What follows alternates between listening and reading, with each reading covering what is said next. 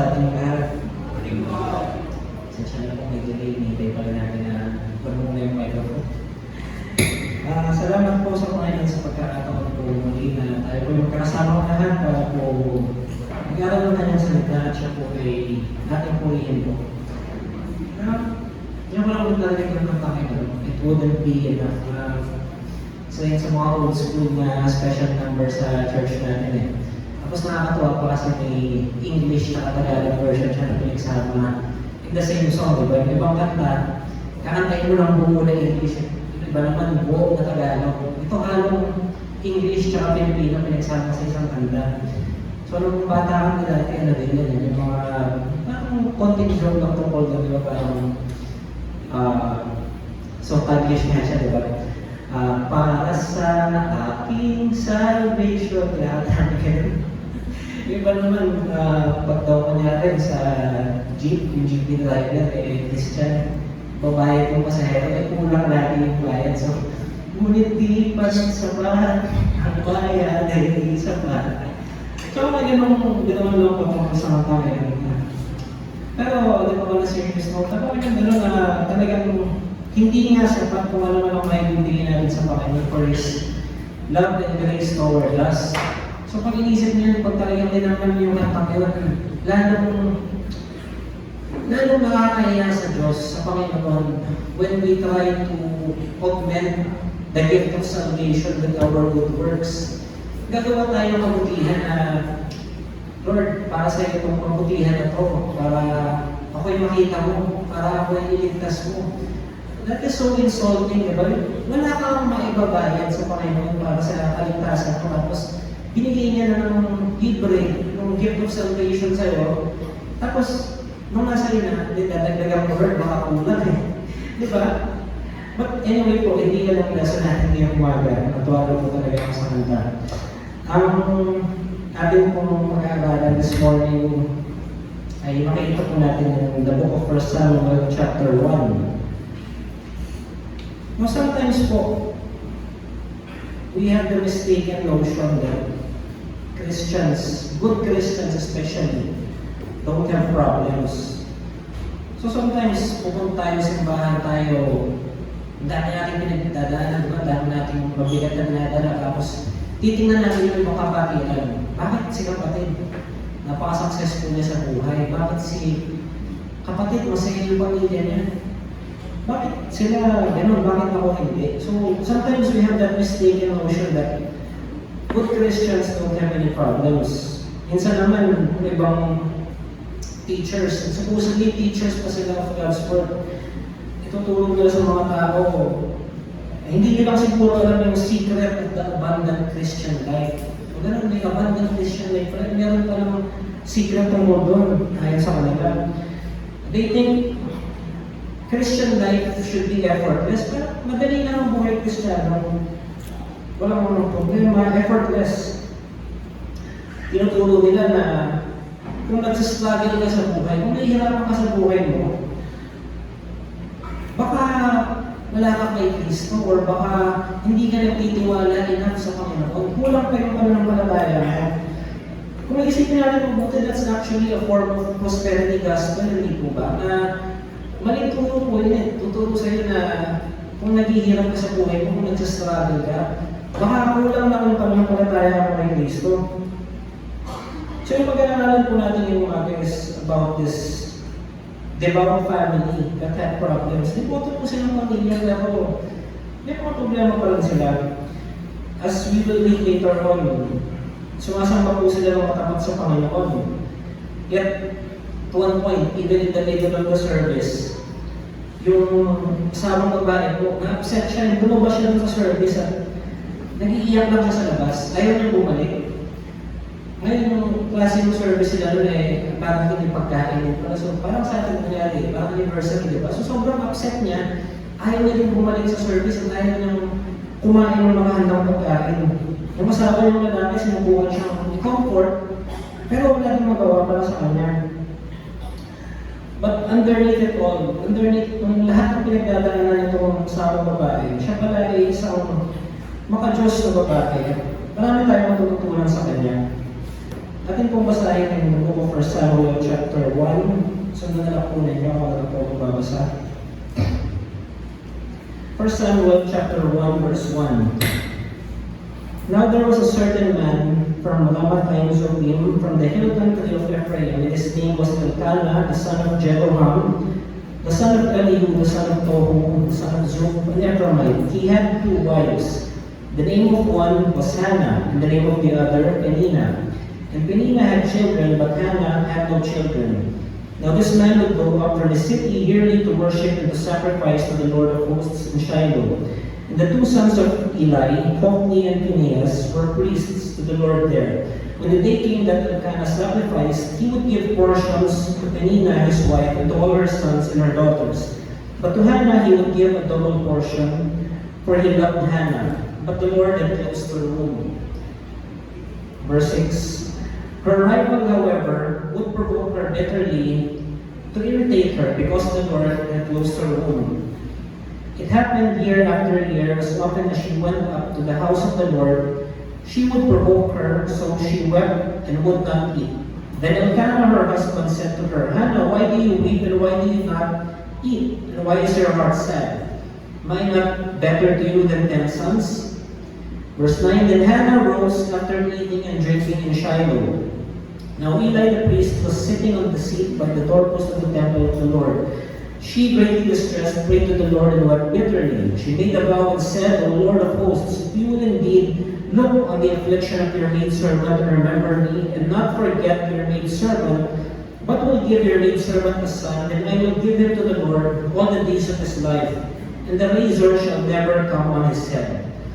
Verse 12, Now it came about, as she continued praying before the Lord, that Eli was watching her mouth. As for Hannah, she was speaking in her heart, only her lips were moving, but her voice was not heard. So Eli thought she was drunk. Then Eli said to her, How long will you make yourself drunk? Put away your wine from you. Verse 15, But Hannah replied, No, my Lord, I am a woman oppressed in spirit. I have drunk neither wine nor strong drink, but I have poured out my soul before the Lord. Do not consider your maidservant as a worthless woman, for I have spoken until now out of my great concern and provocation. Then Eli answered and said, Go in peace, and may the God of Israel grant your petition that you have asked of him. She said, Let your maidservant find favor in sight. So the woman went her way and ate, and her face was no longer sad. Finally, in verse 19 and 20, Then they arose early in the morning and worshipped before the Lord, and returned again to their house in Ramah. And Elkanah had relations with Hannah his wife, and the Lord remembered her. It came about in due time, after Hannah had conceived, that she gave birth to a son, and she named him Samuel, saying, Because I have asked him of the Lord. So as we saw in this story, yung husband po, yung asawang lalaki, ang pangalan niya ay Elkanah. And it turns out, dalawa yung kanyang asawa. And this was a major source of conflict in his families. We can imagine po, any family naman siguro, di ba? Dalawa yung asawa ng lalaki. So talagang magkakaproblema siya nun. Now, God's original plan is for one man and one woman to be committed in marriage for life. Any violation of that plan, ng isang asawa lang, whether sabay-sabay o magkakasunod, ang nagkakaroon ng problema po. Hindi tinatago ng Bible yan that it happened, pero pinapakita din po that it did cause problems. So, in that kind of situation, the tension was increased because one of the wives had many children. So yung isang asawa niya, si Peninnah, maraming anak. Pero si Hannah, walang anak. And si Elkanah, he favored the wife without children. Favor ni Elkanah na kay Hannah, na kay Peninnah. As we read kanina, when they went to the tabernacle, double portion yung binibigay ng pagkain para kay Hannah. Ngayon si Peninnah naman, minambak niya si Hannah, kahit na nasa kanya yung double portion, sinasabi niya, sige, nasa iyo yung pagkain, pero ako naman yung may mga anak. So, pinuprovoke niya. Dahil doon, iyak si Hannah. Si Elkanah naman, in verse 8, he tried to comfort his wife Hannah. Sabi niya, Am I not better to you than 10 sons? Hindi ba ako mas mabuti para sa iyo kaysa sa 10 anak na lalaki? Pero, umiiyak pa rin si Hannah. And Buti na lang hindi niya sinasagot yung ganito. Pero mahirap sagutin yun kasi kung sagutin yun, hindi ka mas mabuti kaya sa mong anak. Gusto ko nga anak eh. Diba? So ngayon, nakita natin itong pamilya na devoto, si Simba, pumunta ng tabernacle, pero may problema sila. Ayun nga, napakalaki yung problema nila. So, yung iba sa atin dito, baka nakaka-relate dun sa pinasa natin. Baka meron tayong problema sa ating kanya-kanyang pamilya, di ba? That's very common, maraming pwedeng source of conflict within the family. Pwede namang sa ibang bagay, yung problema nyo, now, whatever your problem is, alam ko, lahat tayo dito, may kanya-kanya tayong pinadala. May kanya-kanya tayong problema. Yun nga yung kanina, di ba, pupunta ka sa church, titignan mo yung kapatiran mo, bakit siya mo okay? Hindi mo lang alam siguro. Lahat tayo, may sarili tayong pinagdadaanan. Now, what do we see from this story that we have read? From Hannah and her family. First, we see here that it is God who graciously gives us problems. Lahat tayo may problema, and it is God who gives these problems, and He does it graciously. Minsan, yung problema natin, naaminin natin, talaga bang si Lord ang gumawa nito? Parang kasalanan ko ito eh, ako may gawa nito eh. Ako yung hindi nag-isip mabuti, hindi ako nag-ingat. Pwede rin naman, pero whatever is the immediate source of the problem, kung ibang tao man ang gumawa sa atin, or tayo ang gumawa sa sarili natin, ultimately, it is the sovereign Lord, the sovereign God, who causes these problems that we face. Binasa po natin kanina, di ba? 1 Samuel chapter 1. Dalawang beses po sinabi dito in verse 5 and verse 6. The Lord had closed her womb. So si Hannah po, whatever the reason na hindi siya pagkaanak, ultimately it was the Lord who closed her womb. Now sometimes, marami sa atin, that's an uncomfortable thought. We don't like attributing that much sovereignty to God. Ayaw natin yung thought na it is God who caused our problem. So, we resort to downplaying this. Iisip natin, siguro God allowed this problem, di ba? Parang kay Job nun, si Satan nagpaalam kay Lord na, Lord, sasaktan ko si Job. And God allowed it, di ba? But God did not cause the problem. Yun yung dinadownplay natin in our minds. Ayaw natin yung that much sovereignty for God. But as we saw in the story of Job, in Job chapter 2 verse 10, sinabi ni Job, we must not only accept good from God, but also adversity. Hindi po ba, tumatanggap ka ng kabutihan sa Diyos, hindi mo marapat lang din na tumanggap ka din ng kasamaan mula sa Kanya. Sa Kanya nang gagaling ng parehas. Ngayon, it would seem baka parang problema yun para sa atin, di ba? O bakit parang conflicting yun? God is sovereign, God is good, God is all-powerful, God is loving. Bakit nangyayari yung mga masamang bagay? Now, if you're aware po, di ba, I'm sure this was part of the prayer requests po dito sa church natin. Recently po, si Carlo at kami po, yung kapatid ni Elaine po, anak ko sa Elaine po. Diba, she had a miscarriage po. And ilang beses namin silang ginagagawa sa hospital. Of course, support them and give them what little comfort we can.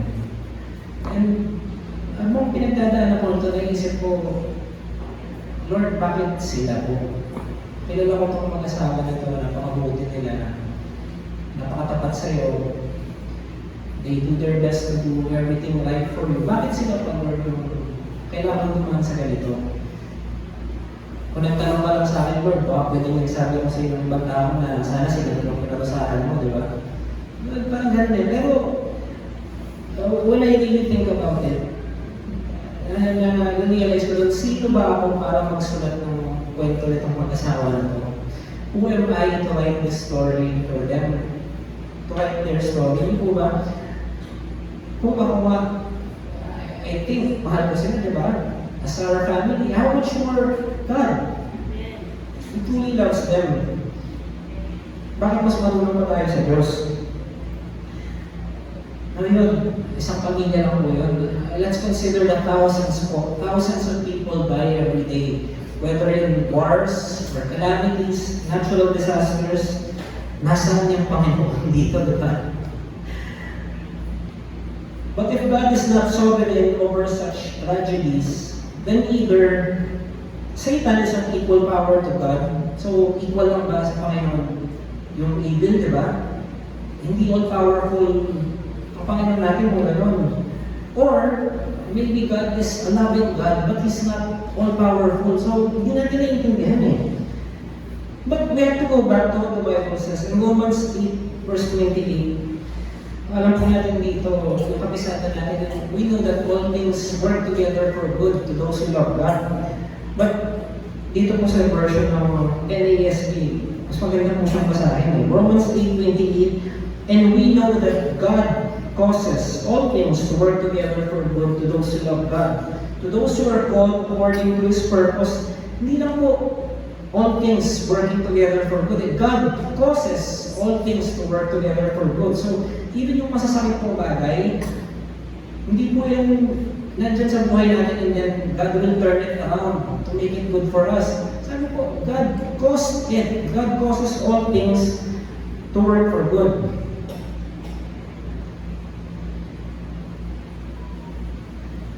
So ngayon nga po, when we face problems, we need to recognize that ultimately the problem comes from the Lord.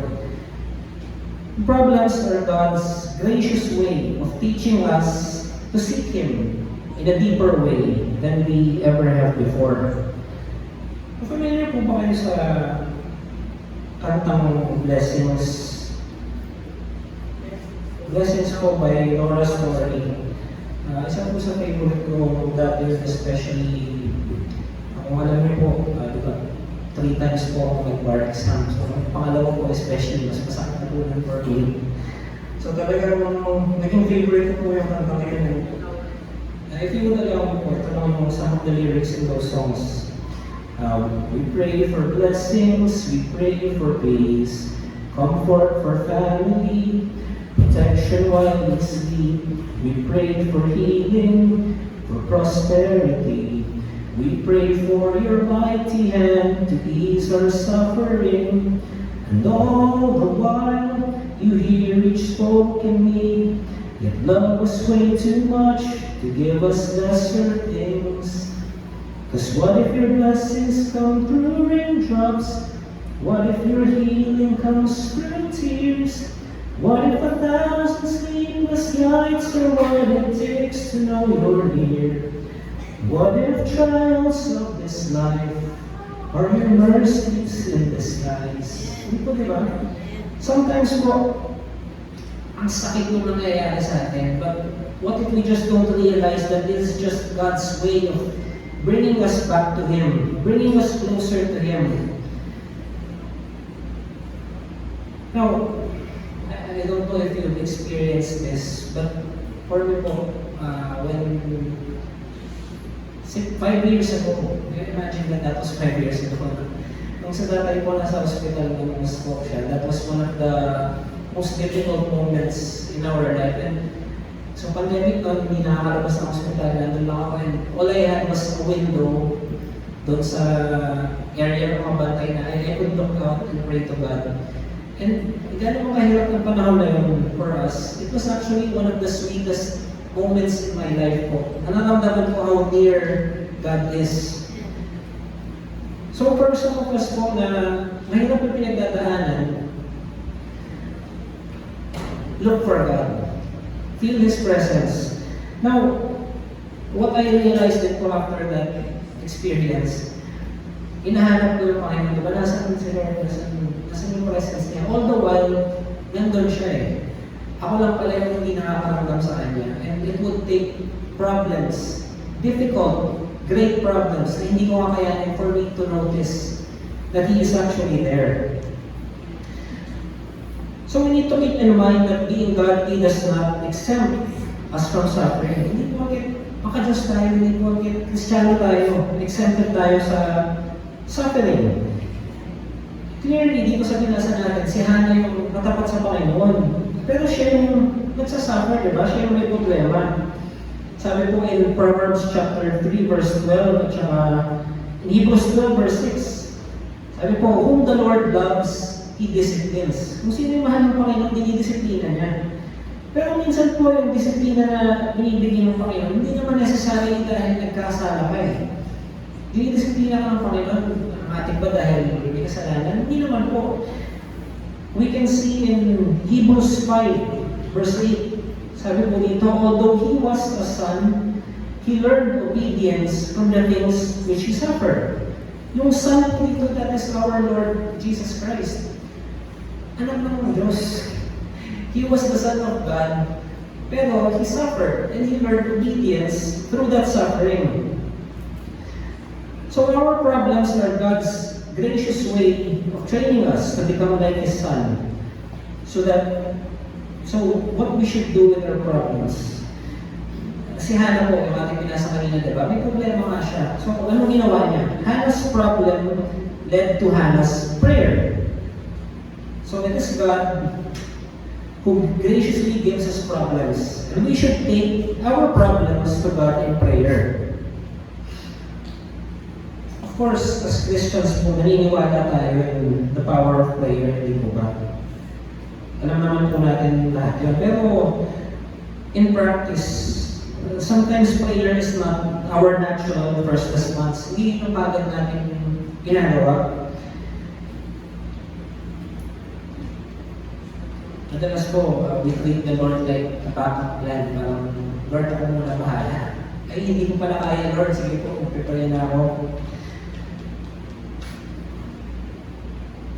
So prayer is acknowledging that we are depending totally on God. Have we ever considered this? Di ba alam po natin na God already knows our need before we even pray. Before pa natin ilapit sa Panginoon ang kailangan natin, alam na ng Diyos yun eh. So, bakit pa natin kailangan mag-pray, di ba? It is in this sense that we realize hindi kaya yung prayer is actually for our benefit. It doesn't add anything to God. Hindi naman yung Panginoon natin na pag nag-pray tayo sa Kanya, nag-pray yung mga tao sa akin, malakas ako. No? Di ba? So, it is in this sense that prayer is for our benefit. Pag nananalangin tayo, nakikita natin kung ano yung kailangan talaga natin. Nakikita natin yung Diyos na kayang tumugon sa pangangailangan natin. Nakikita natin yung pangangailangan natin para sa Diyos na ito. Now, we saw that it is God who graciously gave Hannah the problem, and Hannah brought the problem to the Lord in prayer.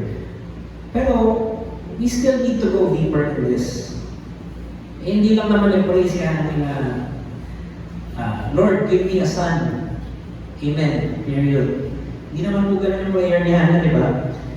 Sabi po sa 1 Samuel 1 verse 11, Lord of hosts, if you will give your maidservant a son, then I will give him to the Lord all the days of his life, and the razor shall never come on his head. Hindi po basta prayer lang, Lord, bigyan mo ko ng anak.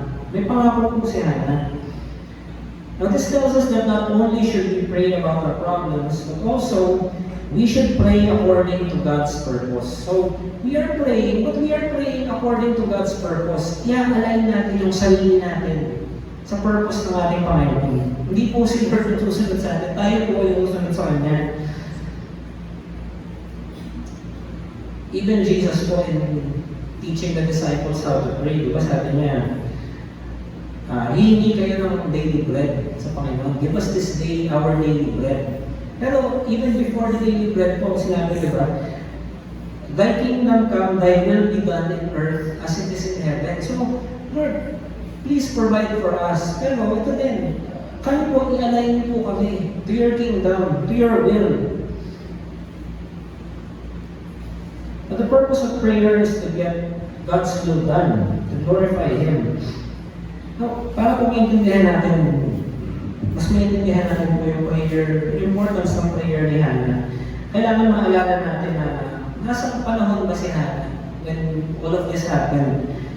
This was during the time of the judges in Israel. Wala pa pong hari ng panahon na yun. She lived in a spiritually desperate time. Every man in Israel did what was right in their own eyes. Kung alam po natin yung kwento niya, di ba? Even yung priest ko na pinuntahan nila Hannah, si Eli, pabayaran po na priest nito, yung mga anak niya po, mga immoral. So this was a desperate time spiritually. God wanted to raise up a man who would hear from Him and speak His word faithfully. Gusto ng Panginoon na magtaguyod ng tao na makikinig sa Kanya at magsasabi ng Kanyang salita. Gusto pa mamagitan ng prayer ni Hannah, tinupad ng Panginoon yun through Samuel. Samuel was the first of the prophets. Si Samuel po yung nag-anoint kay King David. And si King David, as we know, ultimately, is the ancestor of our Lord, Jesus Christ. So alam po ni Hannah yung purpose ng Panginoon. God's purpose superseded her personal desire for a son. Mas importante yung ano na yung purpose ng Panginoon kaysa sa sariling pangangailangan niya na magkaroon ng anak. Ganun po ang gustong prayer ng Panginoon from us.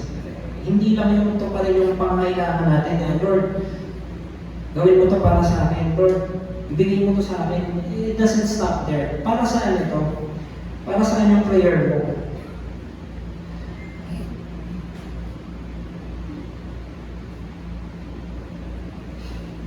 If later on, skip kayo in chapter 2. 1 Samuel chapter 2, verse 21, makikita natin doon na tinupad naman ni Hannah yung pangako niya sa Panginoon na ang kanyang anak, dinedicate niya to the service of God. Pero, ang Panginoon, binigyan din siya ng ibang anak pa. Binigyan siya ng 3 anak na lalaki at 2 anak na babae pa. So, kung napapansin din po natin, in the Bible, this appears to be a recurring theme. God wants partnership with us, His people. Di po ba, nagpo Genesis, creation, God created the world, and then He created Adam and Eve. So, He established a partnership with them. I created, you manage. Kayo ang manage dito sa aming creation. Sa Abraham din po, God made a partnership with Abraham. He made a covenant with Abraham. God gave promises, God made promises to Abraham, and He asked Abraham to believe. So, sa atin po, if there is a prayer in our hearts, kung meron tayong talagang masiping hinihingi sa Panginoon, why don't we try asking God for a partnership? Gaya ng kay Abraham, gaya ng kay Adam. Lord, bigay mo sa akin itong pinagdadasal ko na trabaho, yung pinakagayan ko. For what purpose, Lord? How can this give you glory? Yung business ko na panalangin ko sa iyo, Lord, na pagpalain mo. Yun na ba yung ending nun? Di ba? Pagpapalain yung business, masaya buhay mo. The end. Di ba? For what purpose, Lord? How will this bring you greater glory? So,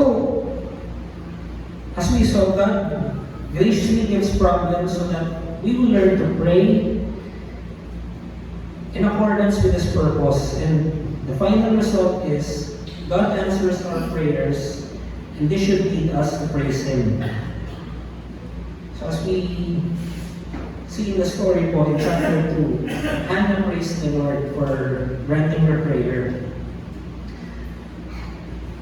Nung tinupad niya po yung promises sa Panginoon na binigay niya po sa Samuel at the tabernacle, na-depress po ba si Hannah? Hindi po eh. She was still praising God. That's in chapter 2 po when she has a song in praise to God. God works through the weak, not the strong. So, bakit po ganun? Why does God work through the weak and not through the strong? Kasi kung tayo po ay malakas in our own strength, tayo po ay self-sufficient, hindi natin kailangan ng Panginoon, who would get the glory? Hindi po ba tayo din? So sometimes God lets us become weak, lets us become desperate, graciously gives us problems. Who would get the glory kung naayos po yun? Di ba? Of course, it would be God. Pwede naman po na kailangan ng Panginoon ng propeta ng panahon na yun. Bakit hindi na lang si Penina yung hiningi niya natin ng ibalang ng anak si Penina? Bakit si Hannah pa? Si Hannah yung wala akong anak, di ba? Pero siya yung ginamit ng Panginoon. If we didn't know po, Hannah in Hebrew means grace. So, ito nila po ganun, pangalan niya Hannah Grace. So, Hannah means grace. Kung narinig kayo, may pelikula din ganun, parang horror, possession of Hannah Grace. Our problem is not usually that we are too weak for God to work, but that we are too strong. Yun nga po, makakalimutan natin na it is in our weakness that we can give glory to God. So, sa ating pagtatapos po, in our conclusion, si Hannah po, she did not deal with her problems in a way na natutunan niya from the religious establishment. Hindi niya natutunan niya kung saan siya sumasambay, tabernacle nila. As we said kayo nga po, kung si Eli, yung priest, hindi din siya matapat sa Panginoon. Pabaya siya sa immorality ng kanyang mga anak. Kung naalala natin sa binasa natin kanina in verse 13, 14, si Hannah nagpapalay siya na tabernacle. Tapos nakita siya ni Eli, napagkamalan pa siyang lasing. So, yung klaseng priest si Eli na itong nagdadasal sa Panginoon, umiiyak. Nakikita niya na kasi magano lang yung bibig, hindi na bibig. So sabi niya, lasing ka. Hindi niya po natutunan yun from Eli. Ngayon po, marami din sa ating panahon natin ganyan. All sorts of teachers, all sorts of churches telling you how to be successful, how to overcome your problems, telling churches how to become big churches. But what we desperately need is to learn how to come to God in prayer in our helplessness, so that He gets all the glory and praise when He delivers us. So again po, not all of these steps, not all of these secret methods is only in prayer to God. Hannah was just one woman out of thousands in Israel in her day. Isa lang naman si Hannah out of the thousands of women doon in Israel. But the whole nation was blessed because of her, because of her son, Samuel. So sa atin po, where do we start? Ano bang problema dinadala natin ngayon? Ano bang kabigatan po natin? Let's pray. Remember to bring the problem before God, because this problem may be an opportunity for God to do something great. Hindi mo alam kung yung problema mo pala. Ginawa talaga ng Panginoon sa iyo. Para opportunity for Him to show His power, for Him to do something great and something much greater than what we could even imagine. So as we learn po, tayo po manalangin. Tayo po tumayo po namin. Aming naman salamat po sa araw po itong for giving us the chance to learn about the Lord, to worship You. We ask, Lord, that You remind us to always be mindful of Your presence, Lord, and to always bring to You everything, Lord. Lahat po, for us to commit our way to You. The only blessing is from You. Thank You, Lord, in Jesus' name we pray.